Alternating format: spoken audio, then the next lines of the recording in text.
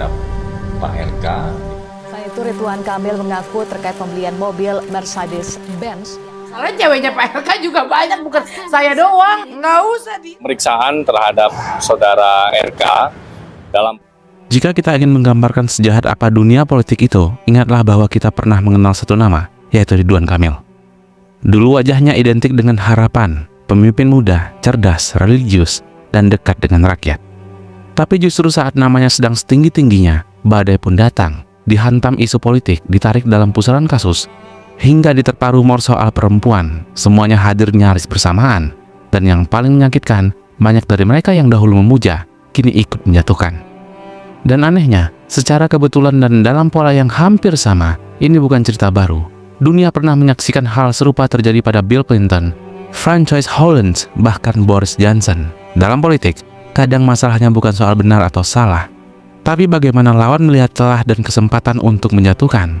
Maka dari itu bersama Naskratify, mari kita mengulang kembali cerita Ridwan Kamil yang secara tiba-tiba jatuh dan menghilang.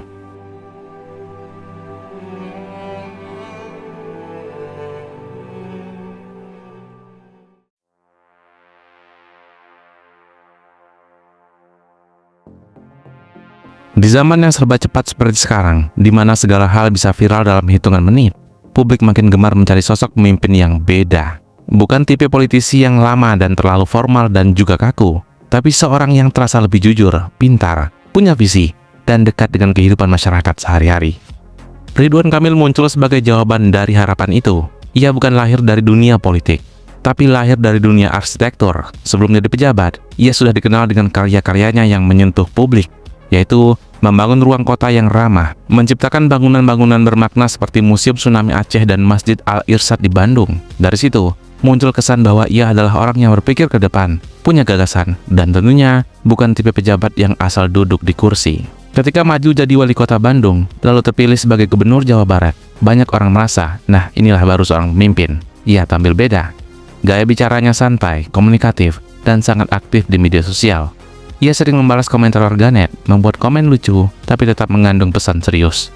Orang-orang melihatnya sebagai pemimpin yang nyambung sama rakyat, terutama anak muda dan masyarakat kelas menengah, yang biasanya terasa jauh dari dunia politik.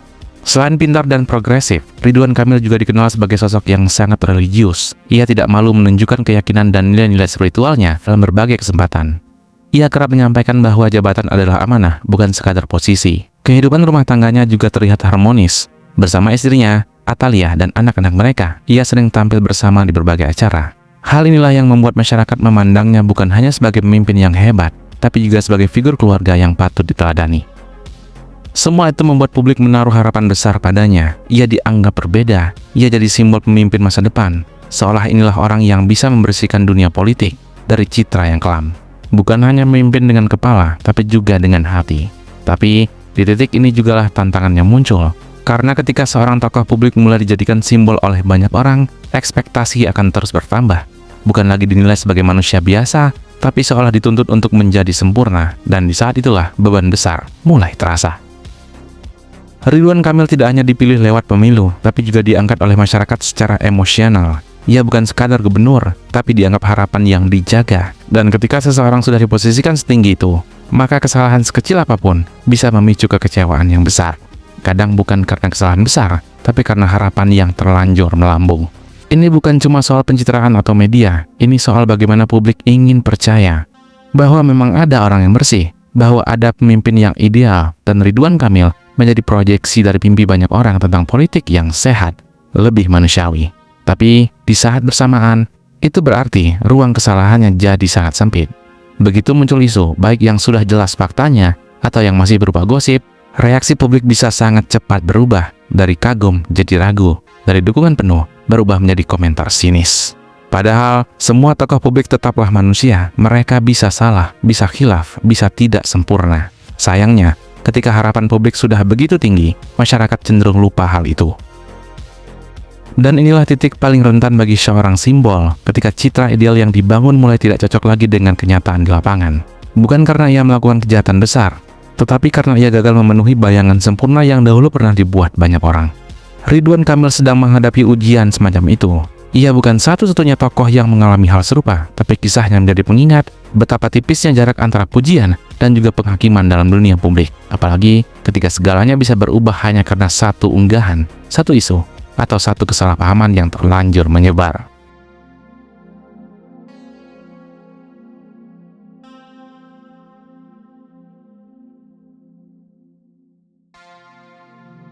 Di dunia yang serba cepat dan penuh sorotan seperti sekarang, ruang private milik tokoh publik bisa hilang kapan saja.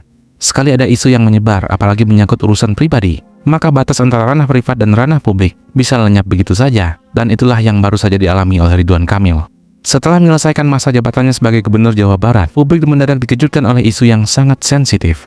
Dugaan perselingkuhan Ridwan Kamil dengan seorang selebgram yang bernama Lisa Mariana. Isu ini pertama kali muncul dari unggahan di media sosial yang menyebut bahwa Lisa pernah menjalin hubungan khusus dengan Ridwan Kamil. Dan tidak hanya itu, dalam pernyataan yang beredar, Lisa juga mengklaim memiliki anak dari hasil hubungan tersebut. Cerita ini dengan sangat cepat menyebar seperti api disiram bensin. Media sosial langsung ramai, nama Ridwan Kamil masuk trending. Muncul ribuan komentar, opini, spekulasi, bahkan meme yang tidak ada ujungnya. Belum ada bukti yang jelas, tapi publik seolah sudah punya kesimpulannya sendiri. Sebagai respons, Ridwan Kamil langsung angkat bicara. Melalui akun Instagram pribadinya, ia membantah keras semua tuduhan itu. Ini bukan kali pertama rumor seperti itu menyerangnya. Isu yang mirip juga sempat beredar, dan waktu itu ia juga sempat membantahnya dengan bukti yang kuat. Tapi kali ini berbeda. Isu yang muncul ketika ia sedang berada dalam transisi dari posisi publik. Namanya sudah kadung melekat sebagai simbol pemimpin yang ideal, modern, religius, dekat dengan rakyat, dan punya keluarga yang harmonis. Maka, begitu muncul kabar miring yang menyentuh ranah pribadinya, maka publik bereaksi lebih emosional. Ridwan Kamil pun tidak tinggal diam. Ia menunjuk tim hukum, lalu secara resmi melaporkan Lisa Mariana ke Bareskrim Polri atas dugaan pencemaran nama baik melalui media elektronik. Langkah hukum itu jadi cara tegas untuk menegaskan bahwa ia tidak main-main. Tapi, seperti yang sering terjadi di dunia maya, klarifikasi yang benar dan logis seringkali kalah cepat dari isu yang sudah kadung menyebar. Dan inilah yang menjadi titik krusial dalam cerita ini. Publik zaman sekarang seringkali tidak sabar menunggu kebenaran. Yang cepat menyebar adalah kabar, bukan klarifikasi. Yang viral adalah sensasi, bukan data.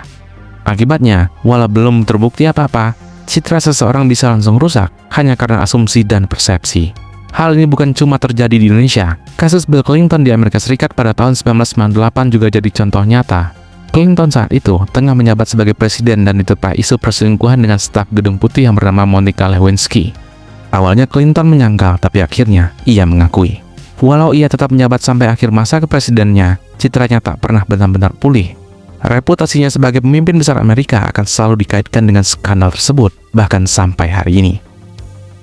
Jika kita kembali ke Ridwan Kamil, banyak orang lupa bahwa yang menyerangnya saat ini adalah isu, bukan sebuah putusan.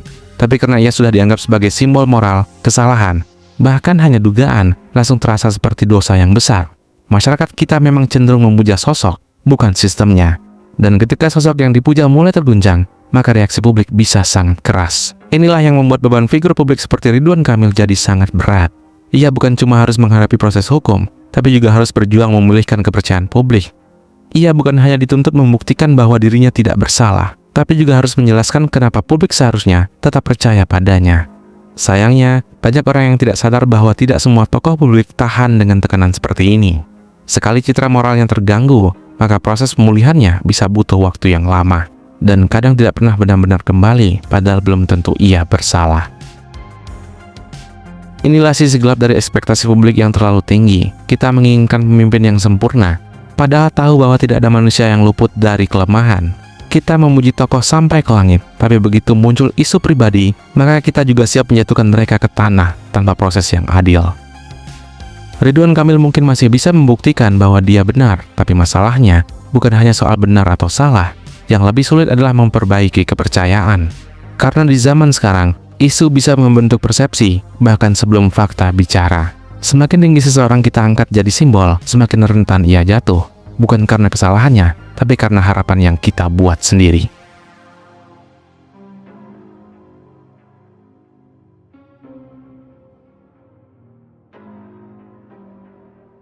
Bukan hanya isu moral atau pribadi yang menggerus citra Ridwan Kamil. Popularitas dan simbol yang melekat padanya juga memiliki dimensi politik. Tokoh dengan tingkat penerimaan publik yang tinggi acap kali dilihat sebagai ancaman potensial oleh lawan politik maupun oleh dinamika institusional. Dalam kasus Ridwan Kamil, Hal ini tampak dari bagaimana namanya terseret dalam pusaran penyelidikan KPK terkait kasus dugaan korupsi Bank BJB di Jawa Barat dan Banten. Potensi berkembang. Pada 10 Maret 2025, KPK melakukan penggeledahan di rumah pribadi Ridwan Kamil di Bandung sebagai bagian dari penyidikan kasus pengadaan iklan di Bank BJB. Penggeledahan tersebut tentu mengejutkan publik karena Ridwan Kamil selama ini berasosiasi dengan citra bersih. Penyidik KPK menyita sejumlah barang, termasuk sepeda motor dan mobil yang diduga terkait dengan kasus tersebut. Langkah KPK ini sontak menjadi sorotan media dan menimbulkan tanda tanya publik. Benarkah tokoh bersih seperti Kang Emil sentuh oleh politik korupsi? Hingga kini, status hukum Ridwan Kamil belum dinyatakan sebagai tersangka. Ia telah dipanggil KPK dan hadir memenuhi pemeriksaan pada 2 Desember 2025 sebagai saksi dalam kasus dugaan korupsi Bank BJB. Seusai pemeriksaan tersebut, Ridwan Kamil bahkan menyampaikan rasa lega dan kegembiraannya karena mendapat kesempatan klarifikasi secara langsung. Ia menegaskan hormat pada proses hukum dan siap bersikap transparan serta accountable dalam memberikan keterangan. Dengan kata lain, secara formal, Ridwan Kamil masih berada di posisi kooperatif sebagai saksi, bukan pihak yang didakwa bersalah. Meski secara hukum Ridwan Kamil belum tentu terlibat, proses penyidikan itulah yang perlahan mengubah narasi publik tentang dirinya. Media yang semulanya memberitakan Ridwan Kamil dengan nada positif, kini dibayangi kabar penggeledahan, pemeriksaan KPK, dan spekulasi kasus korupsi. Figur yang tadinya dielulukan sebagai simbol kepemimpinan bersih, mulai dilihat dengan kacamata keraguan. Publik yang dahulu mendukung penuh, mulai mempertanyakan, jangan-jangan dia sama saja dengan yang lain. Aroma kekecewaan pun muncul, bukan semata karena bukti korupsi, melainkan karena fakta bahwa Ridwan Kamil sudah dicatut dalam kasus korupsi. Dinamika ini menunjukkan bahwa popularitas tinggi bisa menjadi semacam magnet masalah politik. Lawan-lawan politik atau pihak-pihak yang merasa terancam oleh besarnya pengaruh Ridwan Kamil dapat memanfaatkan situasi ini untuk melemahkannya. Isu hukum pun menjadi celah strategis tanpa perlu menjatuhkan lewat debat program, cukup lemparkan keraguan publik atas integritasnya. Opini publik yang melekatkan Ridwan Kamil pada kasus korupsi, betapapun prematurnya, sudah merupakan kemenangan tersendiri bagi pihak yang ingin menurunkan pamornya. Singkatnya, simbol yang terlalu kuat bisa dianggap ancaman, dan keraguan publik adalah senjata efektif untuk meredupkan sinarnya. Hal ini juga pernah dialami oleh Francois Hollande di Prancis. Prancis pernah diguncang oleh skandal yang bernama Affaire Chouzat, yang menunjukkan pola serupa. Jerome Chouzat, menteri anggaran di pemerintahan Presiden Francois Hollande, terbukti memiliki rekening rahasia di luar negeri yang terlibat penggelapan pajak pada tahun 2013. Ironisnya, Chouzat adalah pejabat yang ditugasi memerangi penggelapan pajak. Skandal ini menjadi pukulan telak bagi Hollande yang sejak kampanye berjanji membentuk pemerintahan bersih dan kontras dengan pendahulunya. Popularitas Hollande yang sudah menurun di bawah 30% kian terperosok pasca skandal tersebut. Terbongkarnya skandal itu dijuluki sebagai Monsieur Purple atau Tuan Bersih sebelum skandal, meruntuhkan klaim pemerintah sosialis akan integritas dan memicu seruan agar pemerintahannya mundur.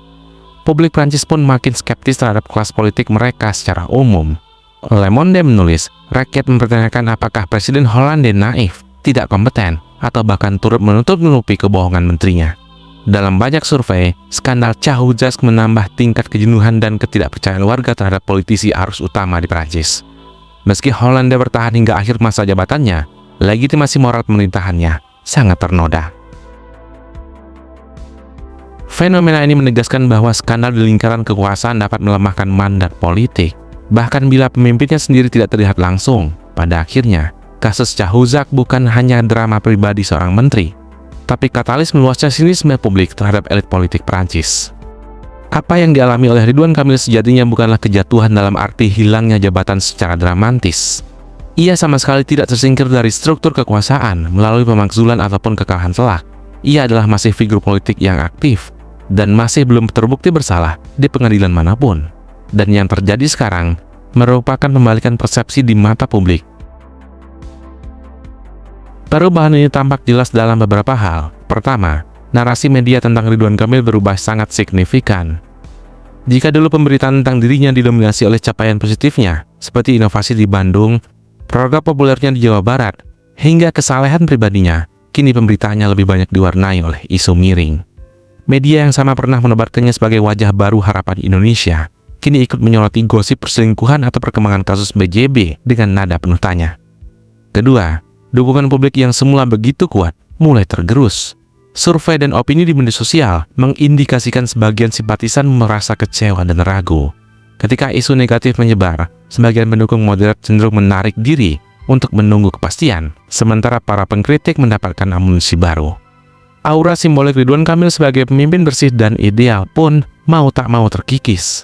Publik merasa harapan yang dahulu disematkan padanya tidak terpenuhi, bukan lantaran ia melakukan kesalahan fatal yang terbukti, tetapi karena ia tidak lagi sesuai dengan bayangan kesempurnaan yang mereka ciptakan sendiri.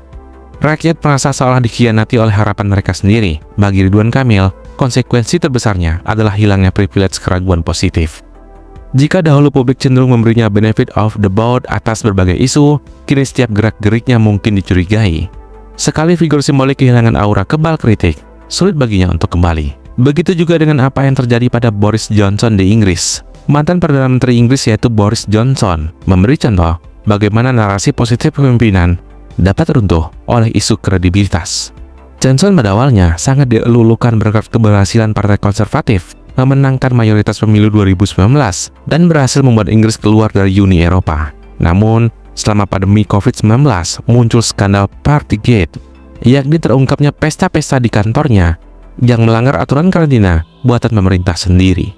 Investigasi menemukan ada belasan acara kumpul-kumpul dengan alkohol di kantornya saat warga Inggris dilarang berkumpul selama lockdown. Publik Inggris pun murka atas kemunafikan ini. Aturan ketat diberlakukan untuk rakyat, sementara orang dalam pemerintahan berpesta. Laporan yang disampaikan oleh Sue Gray menyebut bahwa dia bertanggung jawab atas pelanggaran tersebut. Akibat skandal itu, kepercayaan publik terhadap Johnson dan pemerintah anjlok tajam. Partai itu merugi dalam pemilu lokal tahun 2022 dan banyak anggota partainya sendiri mendesak Johnson untuk mundur. Akhirnya, rangkaian skandal termasuk Partygate dan kasus lain memicu gelombang pengunduran diri menteri-menteri yang membuat Johnson kehilangan dukungan internalnya. Pada Juli 2022, ia terpaksa meletakkan jabatan Perdana Menteri. Skandal Partygate menjadi faktor kunci yang mengikis legitimasinya di mata publik dan koleganya. Sebuah contoh bahwa narasi pemimpin rakyat bisa hancur ketika pemimpin tersebut melanggar aturan yang ia tetapkan sendiri. Sama persis seperti Ridwan Kamil, ia memang tidak jatuhkan oleh pemilu atau pemakzulan formal, tapi oleh hilangnya kepercayaan yang kemudian diformalkan lewat tekanan politik. Perlu digarisbawahi, fase ini bukanlah jatuh total. Ridwan Kamil belum tersungkur secara politik maupun hukum. Yang terjadi adalah perubahan narasi dan optik. Ia kini lebih dilihat sebagai egaliter, not in a good way, sejajar dengan politisi-politisi lain yang juga punya cacatnya. Padahal, mungkin yang berubah hanyalah persepsi. Namun dalam politik, persepsi bisa menjadi realitas baru. Mereka semua hidup di bawah bayang-bayang standar absolut yang sewaktu-waktu dapat terbalik menghantam. Di berbagai negara, skandal pribadi atau moral sering menjadi pintu masuk penurunan legitimasi politik seorang tokoh. Hal itu tidak selalu berujung pada hukuman hukum atau lengser seketika, tapi berdampak besar terhadap persepsi publik. Reputasi yang sebelumnya menjulang berubah menjadi beban ekspektasi yang menghimpit. Bill Clinton tetap menjabat tapi nama baiknya tercoreng isu perselingkuhan. Francois Hollande tetap presiden tapi pemerintahnya kehilangan wibawa moral. Dan Boris Johnson harus mundur karena runtuhnya kepercayaan publik. Be accompanied by a plastic ice pillow.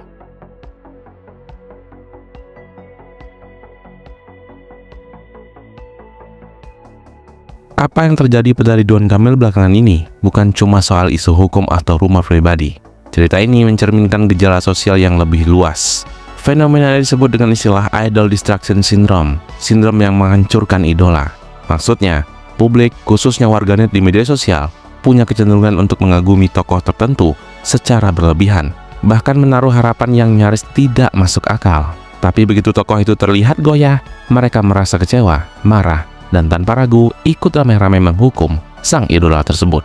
Banyak orang sebenarnya tidak sekadar mengagumi pribadi Ridwan Kamil, tapi mereka mengagumi apa yang ia wakili, seorang pemimpin muda, bersih, pintar, religius, dekat dengan rakyat, dan aktif di media sosial. Semua kualitas itu tersapas dengan harapan kolektif masyarakat Indonesia terhadap sosok pemimpin yang ideal. Dan masalahnya, ekspektasi itu seringkali berlebihan dan tidak realistis. Ridwan Kamil bukan malaikat, dia juga manusia. Tapi saat publik menaruh harapan terlalu tinggi, maka sedikit saja ia tergelincir, entah karena isu hukum, rumor pribadi, atau keputusan hukum yang tidak populer. Responnya bukan sekadar kritik, tapi bisa berubah menjadi kemarahan besar. Banyak orang yang dahulu memujinya, kini justru yang jadi paling galak mengkritiknya. Mengapa? Karena mereka merasa harapan mereka dihianati. Padahal kenyataannya bisa jadi tidak sesederhana itu. Bisa saja tuduhannya belum tentu benar, dan bisa juga konteksnya juga belum utuh. Tapi di era sekarang, logika kalah cepat dari emosi. Peran media sosial dalam fenomena ini sangat besar. Di platform seperti Twitter, Instagram, TikTok, dan Facebook, emosi negatif jauh lebih cepat menyebar daripada penjelasan logis. Algoritma sosial justru memperkuat konten yang memicu emosi seperti marah, kecewa, benci. Karena konten seperti itu dianggap menarik dan mengundang interaksi. Akibatnya, warganet bisa ramai-ramai menghakimi seseorang tanpa memeriksa fakta. Kadang karena satu potongan video, satu tweet, atau satu headline saja, ribuan komentar bernada negatif langsung membanjiri kolom komentar. Hingga klarifikasi dari tokoh yang bersangkutan pun sering tenggelam di antara riuhnya opini yang sudah terbentuk lebih dahulu. Dan inilah yang membuat para tokoh publik bukan cuma politisi, tapi juga selebritas, aktivis, bahkan konten kreator pun hidup dalam tekanan yang konstan. Mereka dituntut sempurna 24 jam, dan yang lebih beratnya, kesalahan mereka tidak dilihat sebagai kesalahan manusia, tapi sebagai pengkhianatan terhadap harapan publik. Orang-orang seperti Bill Clinton di Amerika, Boris Johnson di Inggris, dan François Hollande di Prancis, dan juga Ridwan Kamil, mereka pernah punya citra yang kuat, dielulukan oleh pendukungnya. Tapi saat muncul isu, baik itu skandal pribadi, kebijakan yang kontroversial, atau kasus di lingkaran kekuasaan, mereka langsung dihantam badai kekecewaan yang keras, meski tidak semuanya terbukti bersalah secara hukum. Dan pada akhirnya, Ridwan Kamil bukan hanya dinilai sebagai pemimpin, tapi sebagai simbol harapan. Sayangnya, ketika simbol itu mulai retak, yang ikut hancur adalah harapan-harapan orang yang dahulu menggantungkan imajinasi kepadanya. Publik merasa kecewa seolah-olah mereka bukan hanya kehilangan kepercayaan, tapi juga kehilangan sosok yang mereka anggap berbeda dari yang lain. Padahal jika kita mau jujur, tidak ada tokoh yang benar-benar sempurna. Semua orang bisa punya kekurangan, tapi dalam budaya digital yang cepat, publik tidak selalu memberi ruang untuk proses. Tokoh publik tidak diberi kesempatan memperbaiki diri. Sekali isu muncul, meski belum jelas kebenarannya, vonis sosial langsung dijatuhkan. Dan inilah yang terjadi kepada Ridwan Kamil. Ia sedang menghadapi bukan hanya tantangan hukum atau klarifikasi fakta, ia sedang berjuang merebut kembali kepercayaan publik yang sempat menaruh harapan besar padanya. Cerita ini seharusnya membuat kita sebagai masyarakat juga berkaca. Apakah kita terlalu cepat memuja dan terlalu cepat marah ketika tokoh yang kita dukung tidak sesuai dengan ekspektasi? Apakah kita sudah cukup bijak membedakan rumor dan fakta, emosi dengan logika? Publik memang punya hak untuk kecewa, tentu saja. Tetapi alangkah lebih sehat jika hubungan kita dengan tokoh publik lebih rasional, bukan transaksional emosional semata. Kita bisa kagum, tapi tetap sadar bahwa mereka manusia biasa. Kita bisa mengkritik, tapi tetap berdasarkan fakta, bukan hanya asumsi. Ridwan Kamil mungkin sedang berada dalam fase terberat dalam karir, bahkan dalam hidupnya. Tapi siapapun tokohnya, cerita ini akan terus berulang selama masyarakat tidak belajar mengelola harapannya sendiri.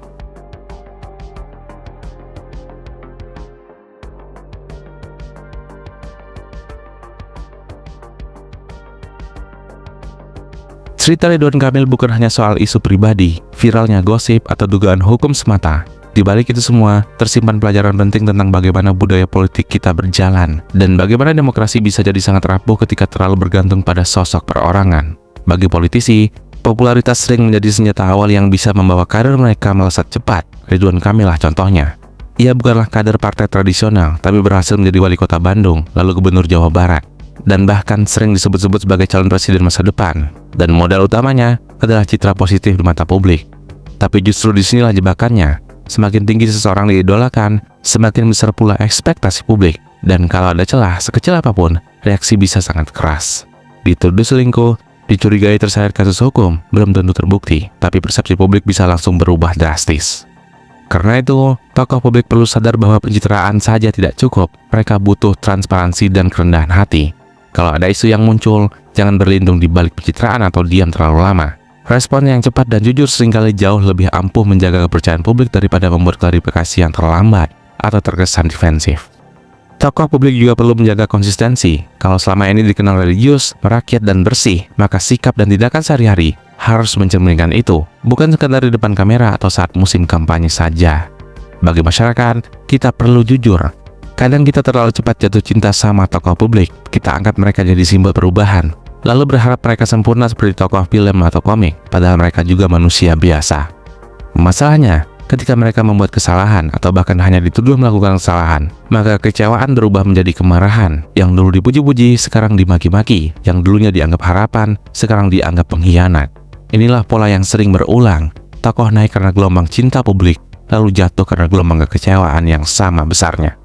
Sebagai pemilih, kita harus tetap kritis, tapi juga realistis. Tidak ada pemimpin yang tanpa celah. Kita boleh kagum, tapi jangan buta dengan itu. Kita juga boleh kecewa, tapi jangan main hakim sendiri hanya karena melihat isu viral. Jangan sampai demokrasi kita cuma jadi ajang cinta dan benci musiman terhadap tokoh-tokoh tertentu. Kalau kita terus mengulang pola ini, maka hasilnya cuma satu, yaitu demokrasi yang dipenuhi harapan kosong dan kekecewaan yang terus-menerus. Dan hal penting lainnya yang patut direnungkan, demokrasi yang sehat seharusnya tidak bergantung pada satu figur saja, walaupun sebaik apapun figur itu. Kita terlalu sering berharap perubahan ada pada satu orang. Kita lupa bahwa demokrasi yang baik justru berdiri di atas sistem yang kuat, bukanlah tokoh yang superhero. Jika sistemnya transparan, aturan mainnya jelas, dan pengawasannya jalan, maka siapapun memimpinnya, kebijakan bisa tetap berlanjut. Sebaliknya, jika semua bergantung pada satu orang saja, maka ketika orang itu tergelincir, semuanya ikut ambruk, harapan publik pun ikut hancur. Maka, budaya politik kita perlu bergeser. Jangan cuma mengidolakan tokoh, doronglah perbaikan sistem, dukung lembaga yang independen, tekanlah partai untuk kaderisasi yang baik, kawal kebijakan, bukan cuma pencitraan. Ridwan Kamil, dengan segala lika-liku karir dan pemberitaan yang menimpanya, menjadi contoh nyata bahwa hubungan antara publik dan tokoh idola itu sangatlah rumit. Ketika publik menaruh harapan terlalu tinggi, mereka juga bisa merasa sangat kecewa saat harapan itu tidak sesuai dengan kenyataan. Ini sangatlah wajar, tapi jangan sampai pola itu membuat kita terus terjebak dalam siklus yang tidak sehat. Dari dipuja-puji ke caci maki, dari harapan besar kepada penghancuran karakter. Kini saatnya kita lebih bijak sebagai publik. Mengagumi boleh, tapi jangan fanatik. Mendukung boleh, tapi tetap waspada. Mengkoreksi jika itu penting, tapi tanpa niat memusnahkan. Dan bagi para tokoh siapapun itu, jangan jadikan popularitas sebagai benteng semu. Yang jauh lebih penting adalah integritas, ketulusan, dan kesediaan untuk terus belajar dan memperbaiki diri. Demokrasi yang sehat tidak lahir dari tokoh yang sempurna, tapi dari masyarakat yang tahu bagaimana cara mendukung, mengkritik, dan menjaga harapannya tetap realistis. Dan jika yang terjadi pada Ridwan Kamil ini nantinya terbukti semua, maka benarlah jika dia dihancurkan oleh harta, tahta, dan wanita.